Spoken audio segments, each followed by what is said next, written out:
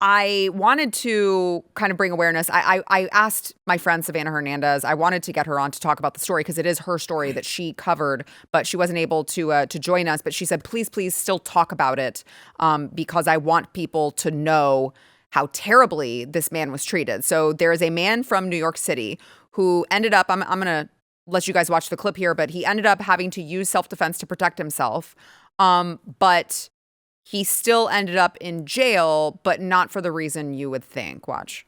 This is Savannah Hernandez outside of the Queens Criminal Courthouse in New York City, where I just attended the sentencing for Charles Foehner, the 67-year-old retiree who was just sentenced to 4 years in prison after defending himself from a 15-time career criminal here in New York City. Now, if you're not familiar with the story of Charles, basically back in 2023, a 15-time career criminal with a history of mental illness ended up threatening him and lunging at him. Charles, who had a handgun in his pocket, which he had, by the way, because of his fears of rising crime throughout the city, ended up pulling out his weapon, telling this man to stop. He did not heed the warning. He continued to lunge at Charles. Charles opened fire and ended up killing him. Now, interesting thing about this case is that the DA of Queens, Melinda Katz, did not bring forth homicide or manslaughter charges because even her office agreed that this was a clear-cut case of self-defense. However, what they did decide to charge Charles for was criminal possession of a weapon, and then after this incident happened, the police went and searched his home, and they found what they stated is an arsenal of unlicensed weapons. Now, I want to say he had about 30 other guns in his home, and Charles's attorney stated that Charles has been shooting guns since he was a kid. Charles has no criminal history, and he has been around guns his entire life. However, because he was in New York and these were unlicensed, the DA decided to bring forward these charges. It's incredible that this is happening in the United States of America. So he ended up, this 67-year-old retiree ended up losing his home because of the legal fees and him being cut off from his Social Security benefits while he's in prison. You can't get that when you're in prison. So he is now currently serving a 4-year prison sentence. By the way, I want to get your thoughts on this, gentleman, but I would like to tell everyone, if you feel so led, please go to his Give, Send, Go and help support Charles and his wife while he is imprisoned. It's givesendgo.com/free Charles Foehner. And you can see the spelling on that, Foehner. We'll have the link in the description as well. But it's really incredible that there is such a thing as unlicensed firearms in this country. It's like, says who? That is completely unconstitutional because I have a Second Amendment right to protect myself however I see fit. And the fact that doing that, this man would not be alive if it weren't for the weapon that he carried. And the fact that doing that, protecting his own life, now causes him to be in prison because then they can go and raid your home and say, oh, actually, you have an arsenal here. You're not allowed to do that. It's very chilling. This happened in the UK many years ago. Believe it or not, some farmers do have licensed firearms over in the United Kingdom, normally shotguns. And there was one guy that just continually got broken into by, and it's a politically incorrect thing to say, but like a gypsy, like travelers. There's are real gypsies there? Yeah. Nuh-uh. Yeah.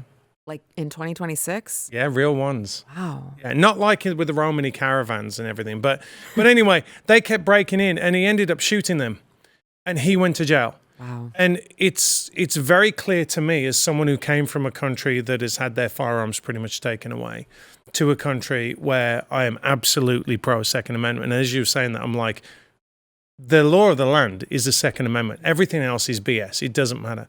Is that this is meant to, as we saw before under Joe Biden, it's to stop you from wanting to defend yourself. Mm-hmm. And so now people are going, well, hang on, even if you use a firearm, and it is licensed, by the way, which, as you said, shouldn't be a thing anyway. The Second Amendment is paramount.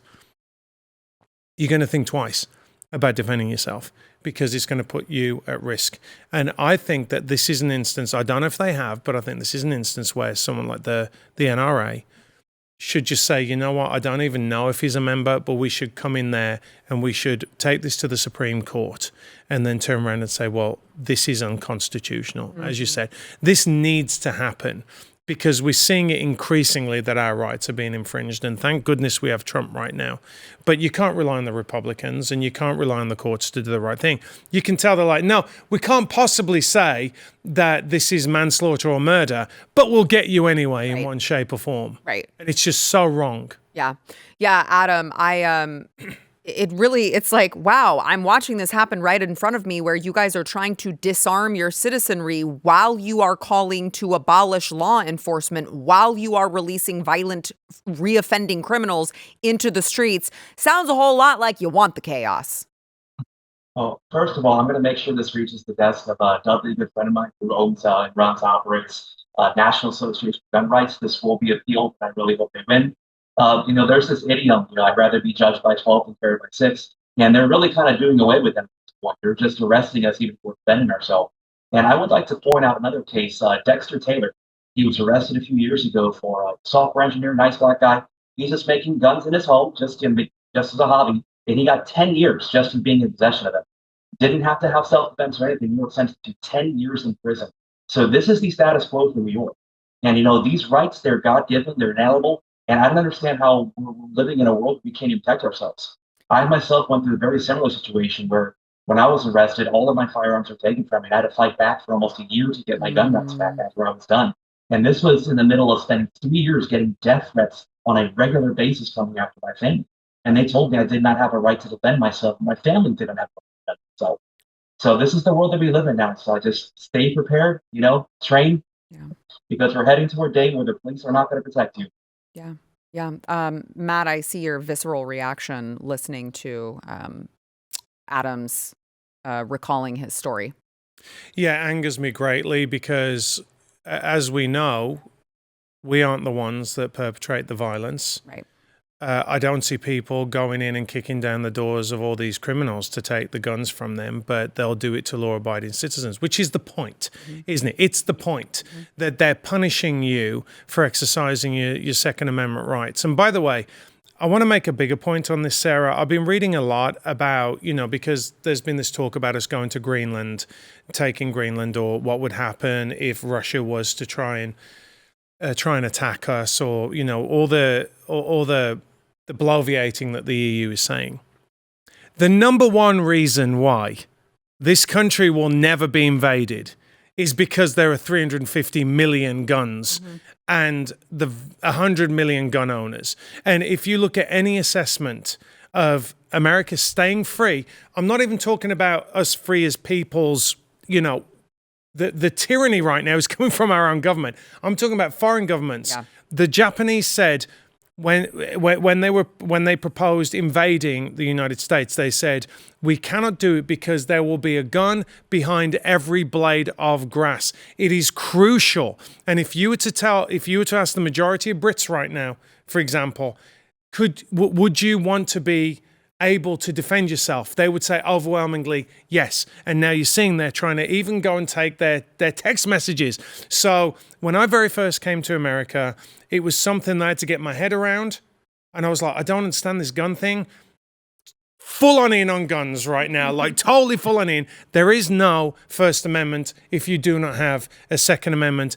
And this is what they're trying to do. And just imagine if we didn't have Trump. Now, I don't know if Trump can pardon this guy. I don't know if he can go in and do something like that. I don't know. He cannot. Yeah, because it's a state charge. That's very unfortunate. Yeah. But this is despicable, and it's all meant to be a cooling effect for us. In the same way, January 6th, as our good friend Adam knows better than anyone, that was to shut us up and to make sure that we don't go out and protest. This is what the left does.